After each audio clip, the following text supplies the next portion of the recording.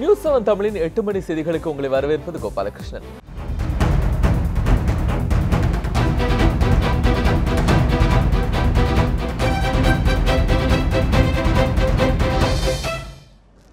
சட்டப்பேரவையில் இருந்து வெளியேற்றப்பட்டதை கண்டித்து மறியலில் ஈடுபட்டு கைதான மு.க. ஸ்டாலின் உள்ளிட்ட திமுகவினர் விடுவிக்கப்பட்டனர். சட்டப்பேரவை இன்று கூடியதும் அதிமுக எம்எல்ஏக்கள் வேறு விவகாரம் குறித்து திமுகவினர் கேள்வி எழுப்பினர். இதன் காரணமாக தொடர்ந்து அமளி ஏற்பட்டதால் திமுகவினரை வெளியேற்ற சபாநாயகர் உத்தரவிட்டார். இதையடுத்து திமுக உறுப்பினர்கள் வலுக்கட்டாயமாக கூண்டோடு வெளியேற்றப்பட்டனர். இதனை கண்டித்து ஸ்டாலின் தலைமையில் திமுக எம்எல்ஏக்கள் தலைமைச் செயலகம் முன்பாக சாலை மறியலில் ஈடுபட்டனர். இதனைத் தொடர்ந்து ஸ்டாலின் உள்ளிட்ட திமுகவினர் கைது செய்யப்பட்ட நிலையில் பிற்பகலில் விடுவிக்கப்பட்டனர். அப்போது செய்தியாளர்களிடம் பேசிய ஸ்டாலின், குதிரை பேர விவகாரத்தில் நாளையும் சட்டமன்றத்தில் எழுப்புவோம் என்று தெரிவித்தார். 4 வருஷம் தண்டனை, 100 கோடி ரூபாய் ஃபைன் போட்ட வரலாறு தமிழ்நாட்டில் ஜெயலலிதா, சசிகலா, அதிமுக ஆட்சியில் இருந்தவர்கள் தான் நடந்திருக்க தவிர வேறு யாருக்கும் நடக்கல.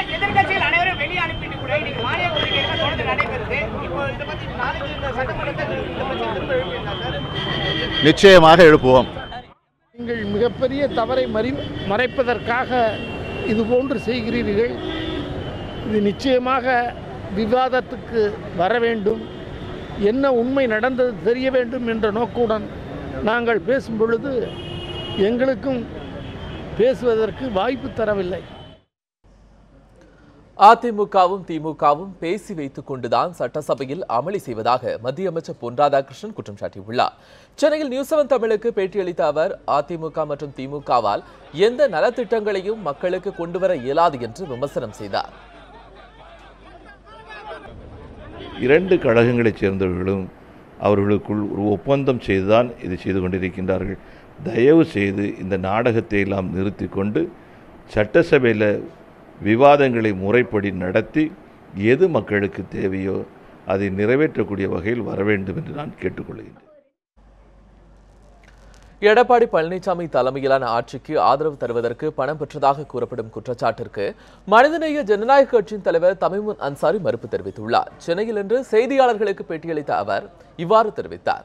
இரட்டை இலை சின்னத்தில் போட்டியிட்டு வெற்றி பெற்ற கருணாஸ், தமிமுன் அன்சாரி, தனியரசு ஆகிய 3 எம்எல்ஏக்களும் எடப்பாடி பழனிசாமி தலைமையிலான ஆட்சிக்கு ஆதரவு தர தலா 10 கோடி ரூபாய் பெற்றதாக கோவை எம்எல்ஏ சரவணன் கூறியதாக ஆங்கில தனியார் தொலைக்காட்சியில் செய்தி வெளியானது. இந்த குற்றச்சாட்டிற்கு மறுப்பு தெரிவித்துள்ள மனிதநேய ஜனநாயக கட்சியின் தலைவர் தமிமுன் அன்சாரி, தனிப்பட்ட முறையில் தனக்கு வரக்கூடிய அன்பளிப்புகளையும் நன்கொடைகளையும் கட்சிக்கு ஒப்படைப்பவன் என்றும், சரவணன் பேசியதை அவரே மறுத்திருக்கிறார் என்றும் தெரிவித்தார். மேலும் இன்று அவரை நேரில் சந்தித்த போது வெளியான தகவல்கள் தவறானது என்று அவரை நேரடியாக தன்னிடத்தில் மறுத்ததாகவும் தமிமுன் அன்சாரி தெரிவித்தார். தன் மீதான குற்றச்சாட்டுகள் தவறானது என்றும் அதை முற்றிலுமாக நிராகரிப்பதாகவும் அவர் கூறினார். சட்டமன்றத்துக்கு வெளியே வந்தவுடன் சரவணன் எம்எல்ஏவை நான் சந்தித்து, இப்படி நீங்கள் கூறினீர்கள் என்று சொல்லும் பொழுது என்னுடைய குரல் அது அல்ல, உங்கள் மீது எனக்கு மரியாதை இருக்கிறது, நீங்கள் அப்படிப்பட்டவர் அல்ல என்று சொன்னார். அப்படி சொல்லும்போது அருகிலே அவருடைய கட்சி, அவருடைய அணியை சேர்ந்தவர்கள் அண்ணன் ஓபிஎஸ், அண்ணன் மாஃபா போன்றவர்களும் அருகிலே இருந்தார்கள். ஆக அவர் கூறியதாக சொன்ன குற்றச்சாட்டை அவரே என்னிடம் நேரடியாக மறுத்திருக்கிறார். குதிரை பேரம் தொடர்பான குற்றச்சாட்டை கொங்கு இளைஞர் பேரவையை சேர்ந்த எம்எல்ஏ தனியரசு மறுத்துள்ளார். பணம் பேரம் பேசப்பட்ட குற்றச்சாட்டை நிரூபித்தால் எம்எல்ஏ பதவியை ராஜினாமா செய்வதாகவும் அரசியலில் இருந்தே விலகிக் கொள்வதாகவும் அவர் கூறியுள்ளார். நிமிடத்திலே கூட, ஒரு நிமிடத்தில் அதை நான் பதவியிலிருந்து விலகுவதற்கு எனக்கு கொண்டு எந்த மாற்றுவதும் இல்லை. அரசியலிருந்து கூட விலகிக்குவேன். ஆனா இந்த மாதிரியான இந்த சரவணன் சொன்ன மாதிரியோ அவரே மறுக்கிறார். அந்த குரல் உண்மைன்னு நாளைக்கு எங்கு யாரால் நிரூபிக்கப்பட்டாலும் இந்த கூற்றில் உண்மை இல்லை. அப்படி உண்மை இருக்குமானால் நான் இந்த போன்ற கட்சி பதவியோ சட்டமன்ற உறுப்பினர் பதவியோ இல்ல, மக்களோடு மக்களாக இருந்து மீண்டும் மக்கள் பணி செய்வதற்கு தனியரசுக்கு இன்னும் கூடுதலான மகிழ்ச்சி. வரி செலுத்தாவிட்டால் கைது நடவடிக்கை பாயும் என்று சட்டப்பேரவையில் அறிமுகம் செய்யப்பட்ட ஜிஎஸ்டி வரி சட்ட முன்வடிவில் குறிப்பிடப்பட்டுள்ளது.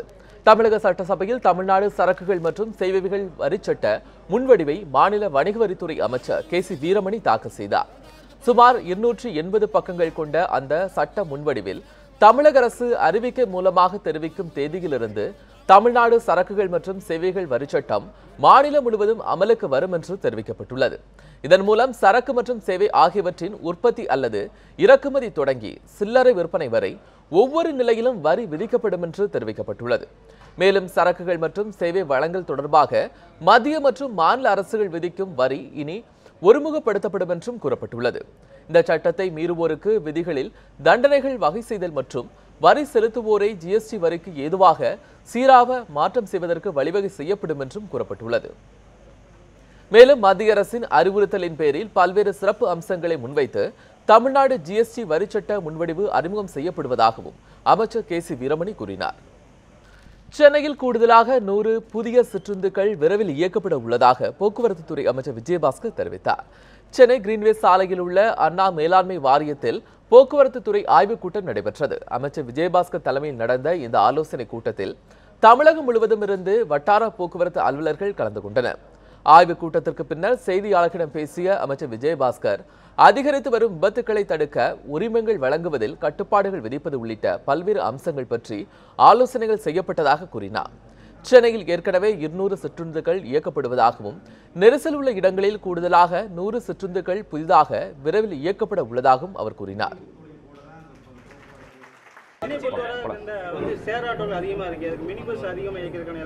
இப்போ வண்டி 100 வண்டி வருது. புதுசாக 100 வண்டி எடுக்கிறோம். ஆமாம், முதல்ல 200 வண்டி இருக்குது, இப்போ 100 வண்டி எடுக்கிறோம். சிற்றுந்து புது வண்டி வருது. தமிழகத்தில் சுற்றுச்சூழல் துறை 2017-18 ஆண்டிற்கான புதிய அறிவிப்புகளை அமைச்சர் கே.சி. கருப்பண்ணன் இன்று சட்டப்பேரவையில் வெளியிட்டார். அந்த விவரங்கள் குறித்து தற்போது பார்க்கலாம். அனைத்து மாவட்டங்களிலும் தேசிய பசுமைப்படை சூழல் மன்ற மாணவர்களுக்கு சுழல் போட்டிகள் மற்றும் சுழல் சுற்றுலா அழைத்து செல்வது ஒரு மாவட்டத்திற்கு தலா 2 லட்சம் ரூபாய் செலவிடப்படும். மாவட்டங்களில் தேர்வு செய்யப்பட்ட 960 பள்ளிகளில் தலா 15,000 செலவில் மரக்கன்றுகள் நடுவதற்கு மொத்தம் 1.44 கோடி ரூபாய் ஒதுக்கீடு செய்யப்படுகிறது. உதகை மற்றும் திருப்பூரில் மாவட்ட மாசு கட்டுப்பாட்டு வாரிய அலுவலகம் கட்டுவதற்கு 4 கோடி ரூபாய் ஒதுக்கீடு செய்யப்பட்டுள்ளது. இதேபோல் திருவள்ளூர் மற்றும் நாமக்கல் மாவட்டத்தில் புதிய அலுவலகம் கட்டுவதற்கு 2 கோடி ரூபாய் ஒதுக்கீடு செய்வதாக தெரிவிக்கப்பட்டுள்ளது.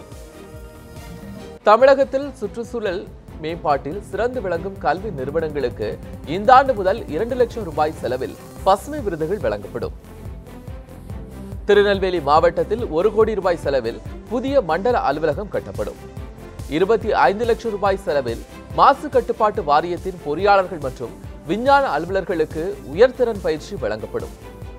திருச்சி மாவட்டம் மணப்பாறையை சுற்றியுள்ள கிராம மக்கள் அதிக அளவில் மர்ம காய்ச்சலால் பாதிக்கப்பட்டுள்ளனர். தங்கள் பகுதியில் சுகாதாரமற்ற குடிநீர் விநியோகம் செய்து வருவதாகவும் அப்பகுதி மக்கள் குற்றச்சாட்டு தெரிவித்தனர். திருச்சி மாவட்டம் வையம்பட்டி ஊராட்சி ஒன்றியத்திற்கு உட்பட்ட வலையப்பட்டி, மலைப்பட்டி, ஆவாரம்பட்டி உள்ளிட்ட கிராமங்களில் 5000க்கும் மேற்பட்ட குடும்பங்கள் வசித்து வருகின்றனர். இப்பகுதி மக்களுக்கு பஞ்சாயத்து நிர்வாகம் மூலம் விநியோகிக்கும் குடிநீர் மாசடைந்து வருவதால் 100க்கும் மேற்பட்டோர் மர்ம காய்ச்சலால் பாதிக்கப்பட்டுள்ளனர். முட்டி ரொம்ப வலிக்குது, வாமிட்டாக வருது, தலை வலிக்குது, அப்புறம் உடனே ஜுரம் வந்துடுது. அப்புறம் சாயந்தரம் ஆனால் பகல் ஃபுல்லாக நல்லா இருக்குது, ஏதாவது சாப்பிட்டா ஒன்றும் பண்ணாது. நைட் ஆனால் காய்ச்சல் ஓவராகிடுது, வாமிட்டாக தான் வந்துகிட்டே இருக்குது. காய்ச்சல் எதனால் என்னன்னே தெரியலைங்க சார். ஆனால் சொன்னாக்கா தண்ணி பிரச்சனைனால தான் வருது அப்படிங்கிறாங்க. காவேரி தண்ணினால தான் இந்த பிரச்சனை எங்களுக்கு வருதுங்கிறாங்க. ஆனால் காய்ச்சல் எல்லாருமே இப்போ டெஸ்ட் எடுக்கிறாங்க, பார்க்குறாங்க. ஆனால் இன்னொரு வரைக்கும் அந்த ரிப்போர்ட்டுமே எதனால தான் இந்த தண்ணினால தானா அப்படிங்கிறது தெரியலை, தெளிவாக எங்களுக்கு தெரியலை. ரெட்டியப்பட்டி கிராமத்தில் உள்ள மேல்நிலை நீர்த்தேக்க தொட்டியிலிருந்து விநியோகம் செய்யப்படும் குடிநீரில் புழுக்கள் மிதப்பதாகவும் கலங்கலாக வருவதாகவும் கிராம மக்கள் குற்றம் சாட்டியுள்ளனர். தண்ணியை முதல்ல டெஸ்ட் பண்ணணும். இந்த தண்ணியை டெஸ்ட்டுக்கு உள்ளாக்கி ஆய்வுப்படுத்தணும். முதல்ல ஆய்வுப்படுத்தி அதில் என்ன கிருமிகள் இருக்குது, ஏன்னா இப்போ பக்கத்து ஊரில் இதே தண்ணியை குடிக்கிறாங்க. ஆனால் அவங்க கேட்பாங்க, இந்த கவரி வாட்டர் தானே குடிக்கிறாங்க, அங்கே ஒன்றும் ஆகலை, எங்கேயோ ஆயிருக்குதே அப்படிம்பாங்க. ஆனால் முதல்ல இந்த தண்ணியை ஆய்வுப்படுத்தணும். முதல்ல வாட்டர் டேங்கில் கோளாரா அல்லது இங்கே வர தண்ணியில் இடையில எதுவும் சாக்கடை தண்ணி கலக்குதா அப்படின்னு முதல்ல ஆய்வுப்படுத்தணும். ஆய்வுப்படுத்தினா தான் அதுக்கு உண்டான ஏதோ நடவடிக்கை எடுக்க முடியும். முதல்ல அதுக்கு உண்டான சுகாதாரத்தோட எடுக்கணும். மர்ம காய்ச்சலால் பாதிக்கப்பட்டவர்களுக்கு சிகிச்சை அளிப்பதற்கு மணப்பாறை அரசு மருத்துவமனைக்கு சென்றால் மருத்துவர்கள் மற்றும் செவிலியர்கள் சிகிச்சை அளிப்பதில் மெத்தன போக்கை கையாள்வதாகவும் மருத்துவமனைகளில் லஞ்சம் கேட்பதாகவும் பாதிக்கப்பட்டவர்கள் வேதனை தெரிவித்தனர். வையம்பட்டி கொண்டு போனோம். அவங்க வந்து 108க்கு ஃபோன் பண்ணாங்க. இங்கேனால முடியாது, அங்கே மணப்பாறை கொண்டு போயிருங்கன்ட்டாங்க. அங்கே கொண்டு போனோம். அவங்க டாக்டர் வந்து எங்களை அன்னி டயத்தில் கொண்டு வந்து எப்படி நாங்கள் அட்மிஷன் போடுறது அப்படின்னு ரொம்ப கேள்வி மேலே கேட்டாங்க.